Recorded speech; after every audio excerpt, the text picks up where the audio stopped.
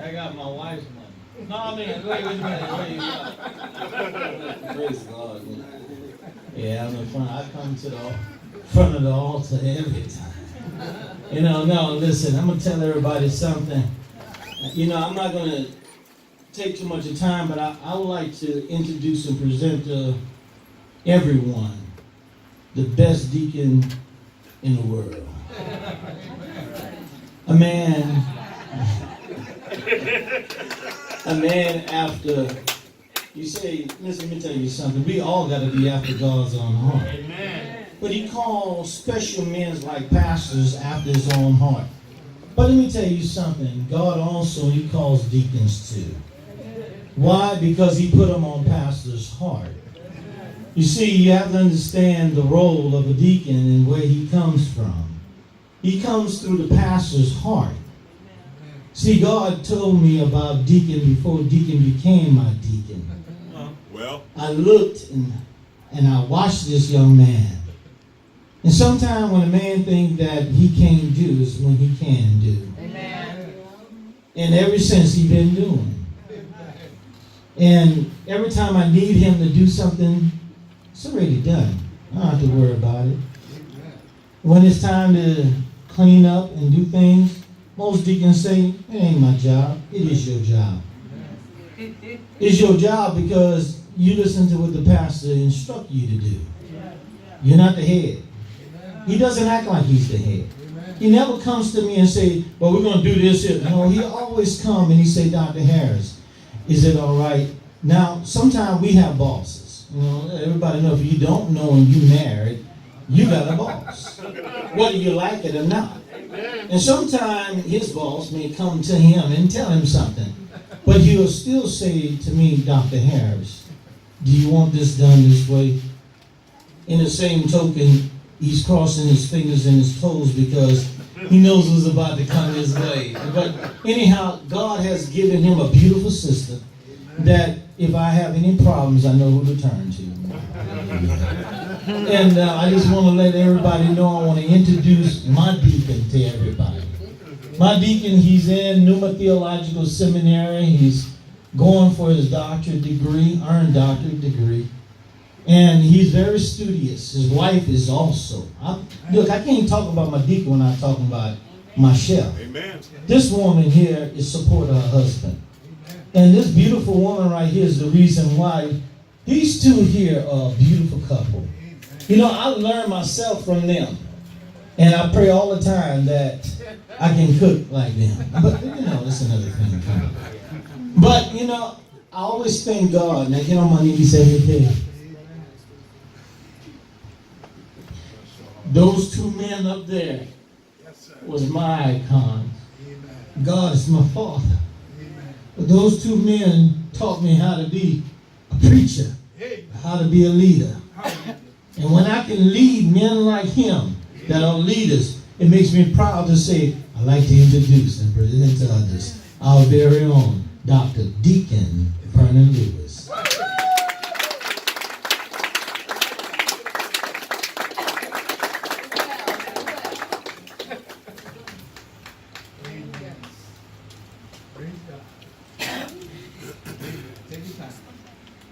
Yeah. First, giving all praise to Almighty God. Pastor Dr. John Allen Harris, my pastor, Dr. Lee Henry, all the other great pastors here on the roster, deacons, great deacons, brothers and sisters in Christ.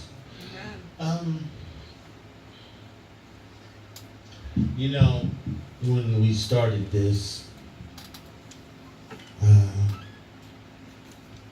it was a great program, First Chronicles 29:13. I had great admirations. If you go to First Chronicles 29:13, you look in there and it's a lot of meat. A lot of meat in there. Just all kind of stuff to write about in there. And I was looking forward to it. Because, I'm a theological student. And, I saw all that great writing in there. They teach us how to dissect the scriptures. So I'm just greatly looking forward to it. And I had a little something in mind, I had a little peace in mind, and I'm like, oh yeah, I'm gonna do that. And oh yeah, I got this, and I started taking it apart, and I started pulling scriptures, and I just knew what I had in mind. I'm just gonna do this, and all of a sudden my brain stopped working. All right. It was a brain freeze, and I was like, oh, Satan, get behind me. What's going on? Why can't I do this? And my wife started asking me, she said, what you doing? Nothing. She said, why you not working on your assignment? I don't know.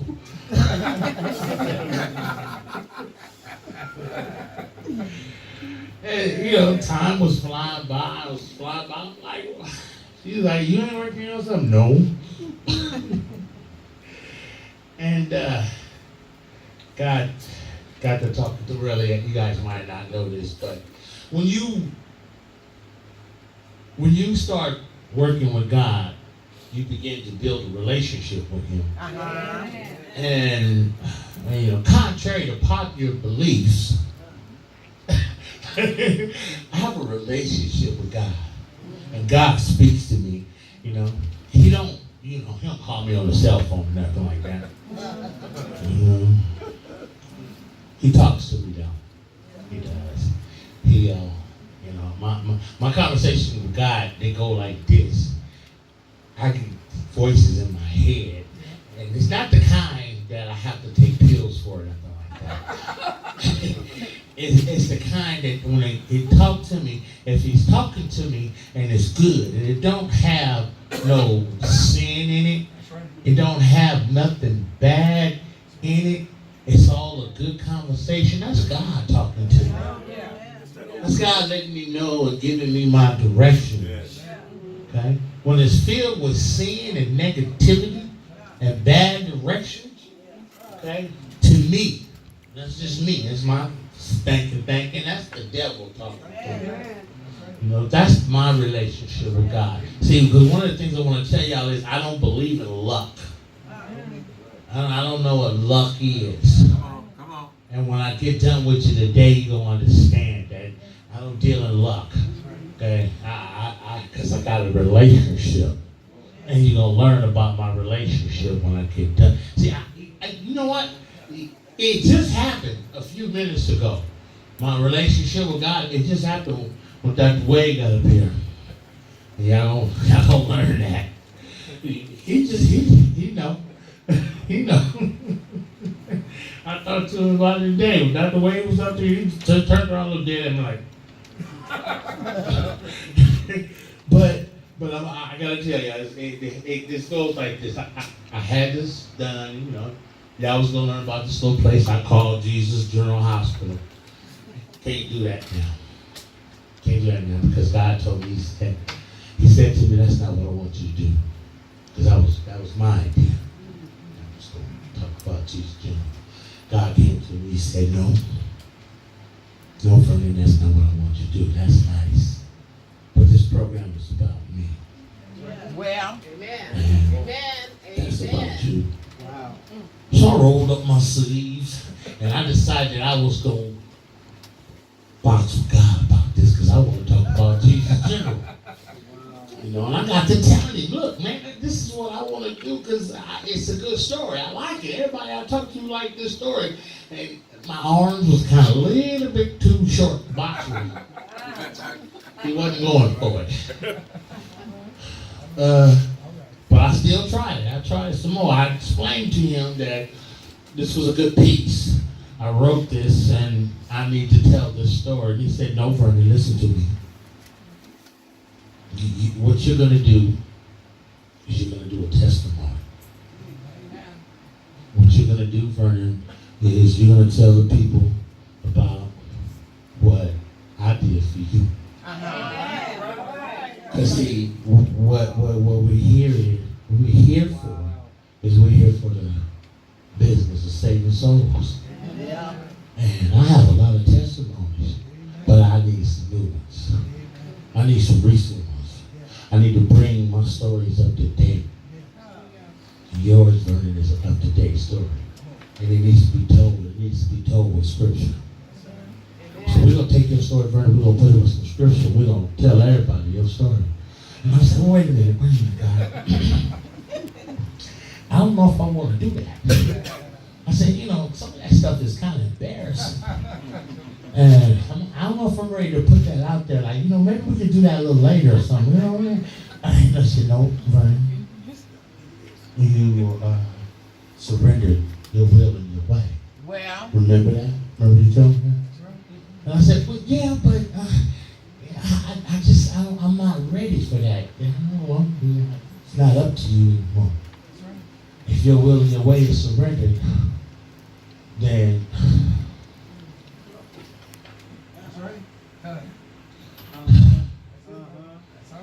you close your mouth and follow directions. So I closed my mouth and start following directions. So here it is, people. Let's get into it. Oh wait, I got the wrong glasses on. Excuse me. Everybody ain't got two pairs. Feels not good.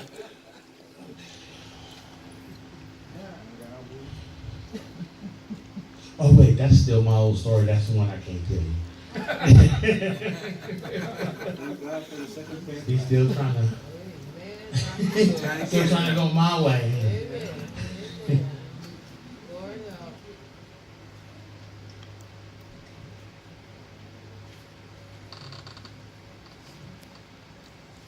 Okay.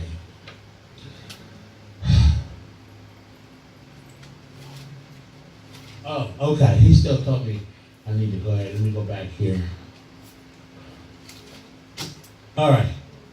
We're gonna stay with the First Chronicle thing here. First Chronicles, 29 and 13. I want to give you guys, since I did come up with that, he did tell me I can give you guys an introduction about First Chronicles. Now therefore, our God, we thank thee and praise thy glorious name. That's funny because my story is in First Chronicles. I got jokes. The content of First Chronicles, there are two distinct sections of this book. First, the royal lineage of Adam and David is given. Then the righteous region of David is discussed. Chronicles evaluates David's achievements and the religious guidance of the nation as he seeks God's leadership. David's trials, sins, and failures are de-emphasized in Chronicles. Since the covenant of the relationship between God and the people is the focus here. First Chronicles ends in the death of David and the succession of his son Solomon to the throne. Key words in Chronicles is royal. Chronicles recounts the royal lineage of David, which eventually leads to the absolute royalty of Jesus Christ. Another key word is chosen. David is chosen by God to rule over Israel, and his son is then chosen after him. The themes that are in Chronicles, in order to do great works for God, we must first have a great heart for God. Another theme out of David would be even though people and nations sometimes fail, God never fails. God blesses obedience, and He punishes disobedience. I kind of thought that was a little rough one, but needs to be said. Needs to be said because, you know, God is our Father. And any father or parents that do not discipline their children, they don't love them. Bible don't say that, I do. I might miss it in the Bible, but that's just me. Because my mother and my father disciplined me. I didn't understand it when I was growing up, but as I grew up, my grandmother and grandfather disciplined. As I grew up and got older, I understood what the discipline was about. And you see some other children walking around and they didn't get disciplined. Well, Susie, sorry. Okay, that's the end about Chronicles. But if you remember that, as we're going along in this story, you're going to catch a few resemblance. There'll be some resemblance. Am I saying that right? Yeah. Okay. I got it. Okay. We're going to start off with Proverbs. Proverbs 22:6. Train up a child in the way he should go. And when he's old, he will not depart from it. Yes. My mother brought us to church. My first pastor was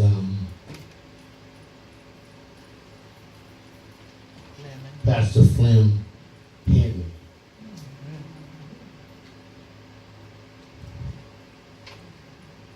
That was Dr. Lee's first pastor. Well, I don't know if it was his first, but that was Dr. Lee's pastor when I met Dr. Lee. Dr. Lee was he was a deacon, he was a choir director. And the deacon. Was he a deacon too? I just remember as a choir. I was so young when I first met him, and all I knew was he was a choir director. He would tell me to spit my gum out all the time. I'd be mad. Well, my mom started bringing us to church all the time. And then when my mom couldn't bring us to church, Dr. Lee he was choir director leading for me. He would come pick us up, bring us to church.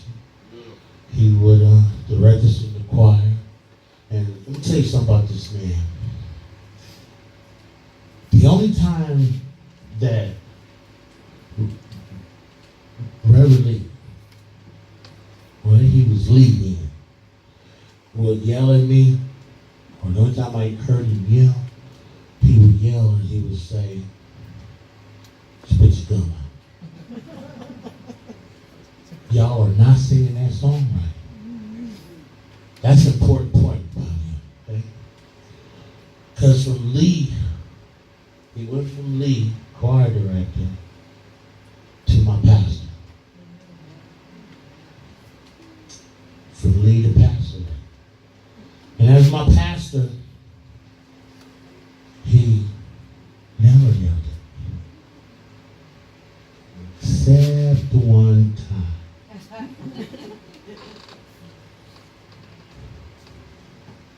Because I'm growing up and I'm living in the world, because now he's my pastor. And I was going through some things in the world. And the one time he yelled at me, I got paid. And I had no money because I was living the wrong kind of life. And he told me, he said, every time you get your money, you lose your mind. And I'm getting sick of it. was a turning point for me. It was a turning point, but we ain't there yet. And I was just saying this to tell you that this man right here was one of the most humblest men I ever met in my life. He don't get it. But when he do, you got a problem. When his voice goes up in the air, you got a problem. It's a serious problem. You know, so I model myself after him, or I try to, because I just can't really be that humble. I don't know how he does it. And this man here too, they both four have these humble ways about it. But I grew up in the church, is what I'm trying to tell you. And I grew up under his tutelage. And it was a long haul. Grew up under Flynn. Under Flynn was he was a great pastor also. He too was a great man of God, and still is. He'd been through a lot of stuff, and I've seen a lot of stuff in his church. I seen a first exorcism in his church. Amen. So I'm telling you guys just to say that I did a lot of stuff in church. I knew God as a little boy under Flynn. And it kept going, it kept going, it kept going under Reverend Lee. So I was raised up in church. I was baptized under Flynn. I knew God, and I got away from it because a lot of stuff was going on under Flynn's church that I didn't like. Because at that time, I didn't know that that wasn't my business. That I was supposed to be here praising God, not watching what the next person sitting beside me was doing. Right. I wasn't supposed to be worried about Sister Tutu and Brother Johnson and what they was doing. But I was supposed to be praising and representing God for myself. I didn't understand that at that time. So I was worried about the gossip and all that kind of stuff. Because I didn't know. You know, but I did know God. So that was a good thing. So now I'm living in the world. Okay? 1 John 2:15. Love not the world, neither the things that are in the world. If any man love the world, the love of the Father is not in him. 1 Chronicles 3:19. For the wisdom of this world is foolish with God. The things that I was doing, I lived for the world. I wanted people to love me, and I wanted people to cherish me. So I did all the things that I thought that I needed to do for the love of the world. Okay? At that time, I didn't want to be represented by the love of God. I wanted to be represented by the world. I wanted everybody to like me. Everybody needed to like me, so I did everything that needed to be liked. I was mad at God. Yeah, I was mad at God at that time. Because by that time, I had lost my mother, my grandmother, my cousin, my great-grandmother, my aunt. They were all gone. I had about a 45-year-old matriarch in my family. She's sitting right there. She was the matriarch of our family. About 45. Yeah. So I was mad at God because I didn't understand death at the time. So I was pretty mad at God. And I used all that. I used all that to be mad at God. And also during that time, everybody was telling me that I had this calling in my life. So I didn't want that. So I was on the run. I was on the run for quite a few years. I was running. I was running and I was running hard.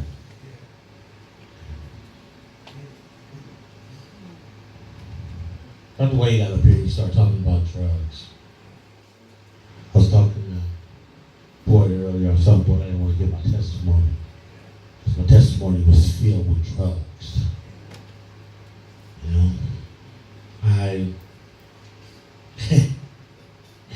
That's just like, that's the way.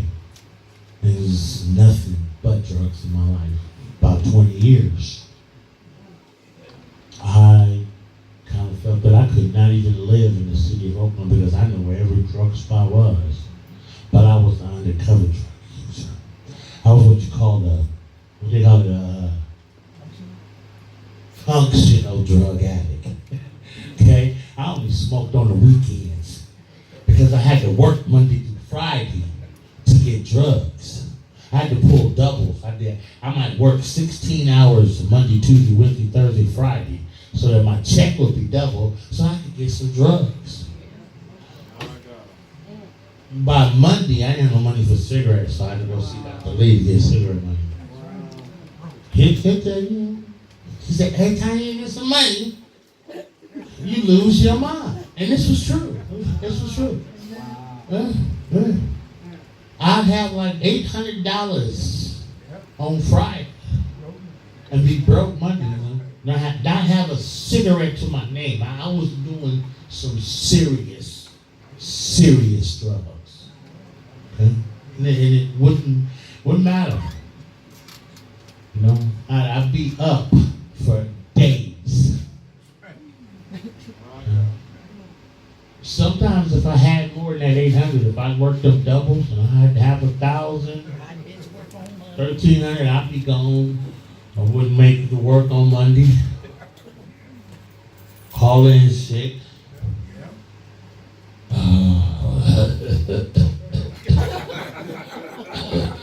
Yeah, I got a cold. I hear y'all laughing. What's that? Where was y'all at? Anyway, you know, so yeah, I was doing bad. You know? Even before that, if I could go backwards a little bit, I'm an ex-gang leader. I didn't say member, so I'm an ex-gang leader. I got the bullet holes in my body to prove it. Yeah, I did. I said bullet holes.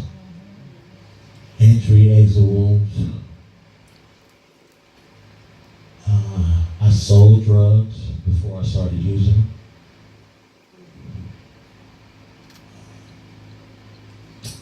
My sister used to call me crash test dummy because I spent so much time in the hospital. We used to have gang shootings. I shot up my house. I shot up houses. I shot up people.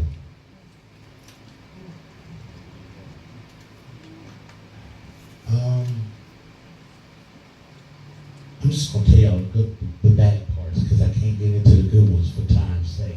I'm already over my time. I still got a little ways to go. But this is a testimony. I'm saying these things, these truthful things to you because somebody needs to hear this. Because there's a soul out there that needs to be saved. Yes. That's right. Drug addict, gang leader, got the bullet holes in my body to prove it. My body is paying for it right now. My body is riddled with pain. But I'm not complaining. Come on with it now. I'm not complaining because, you know, God made a way for me. Come on. He brought me out. And that's why I'm here today, to let you know that God made a way out for me. That's the best thing. You know, because our sins are forgiven. Okay? They're forgiven. You know, I do it 2-3 times a day. You know, God, forgive me for my sins.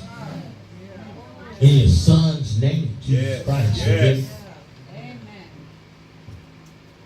Okay? And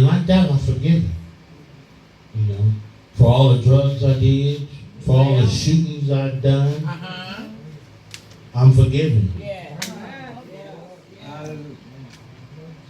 You might not forgive me, but that's okay. That's okay. I can ask you for your forgiveness, and you may not give it to me, but God will. Yeah. So, and going back to my story, I returned back to Christ after that. Yeah. 1 Corinthians 1:28. And based on things of the world and things which are despised, and have chosen, and God has chosen you, and things which are not, to bring to naught things that are, that no flesh should glory in His presence. And y'all might not understand that, but that's 1 Corinthians 1:28-29. Let me break it down for you real quick. And if it's garbage, if it's trash, if it ain't no good, God makes good of it, that it won't be glorified in His presence. Because if it's good, most likely if God uses it, it's going to try to glorify itself. But if it's trash, it ain't going to glorify itself. See, and I was trash. Okay? I wasn't no good. And God made good of me. Amen. And I do my best to stay humble. Amen. Amen. John 16:33. These things I have spoken unto you, that in me ye might have peace. In the world ye shall have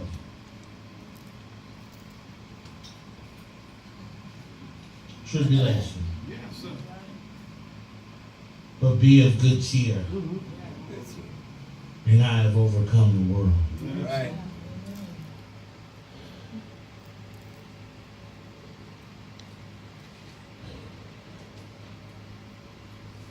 I went back to Revelation Church, and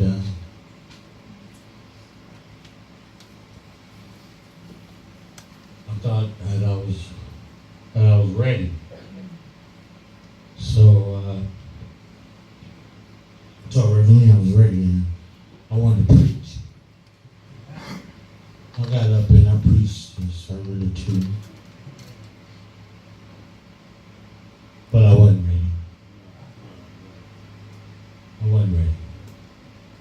So guess what? I had to go back out and do some more research. Back into the world I went. Mark 8:36. For what shall it profit? Well, I need to go backward here. See that pretty lady right there?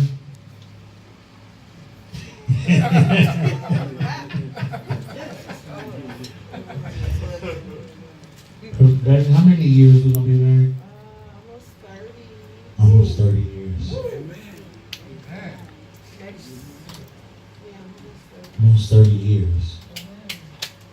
Praise God. So, through some of this, she wrote some of this out with me. She wrote some of this stuff. She wrote some of these gunshots out with me. One of the times I got shot, when I almost died, I got shot over the heart, in the stomach. Bullet came out too, just from my spine.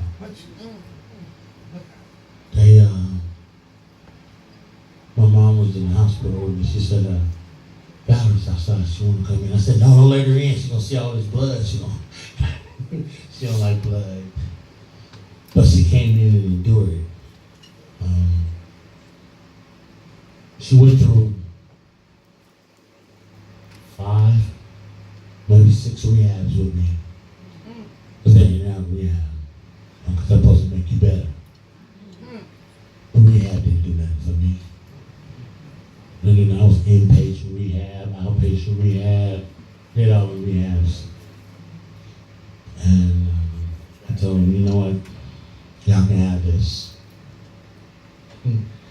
Because it wasn't doing nothing. But Mark 8:33. Back into the world I was. For what shall I say? What shall it profit? Because I needed money. I needed to go back to work. Was my excuse. For what shall it profit a man if he should gain the world and lose his soul? So I went back to work. But I was on my last leg. My last rehab. But I was also ready to surrender. Yeah, I was ready. Wasn't doing good. Wasn't doing good at all. So, after a little while, I had to come back. I had to return.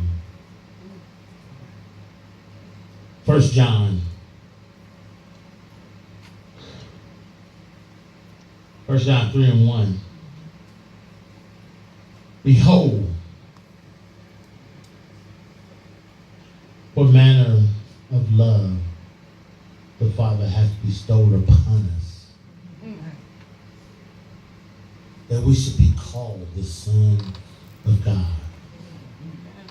Therefore the world knoweth us not, because it knew him not.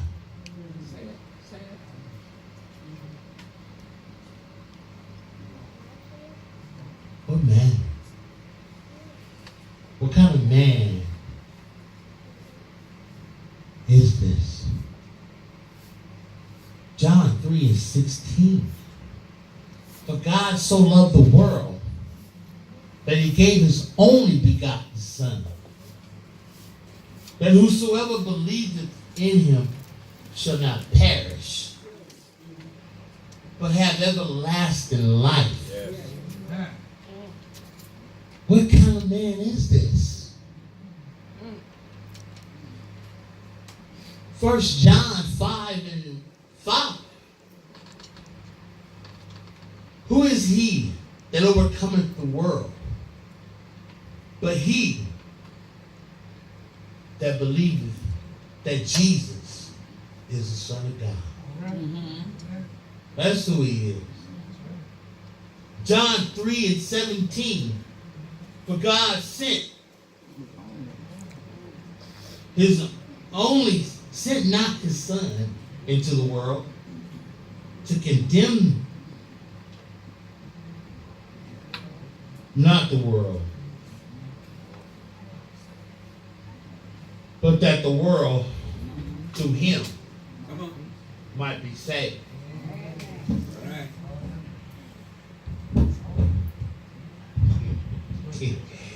That worthless man, good for nothing, sneaky, low down. That's what I was. I thought I fooled a lot of people.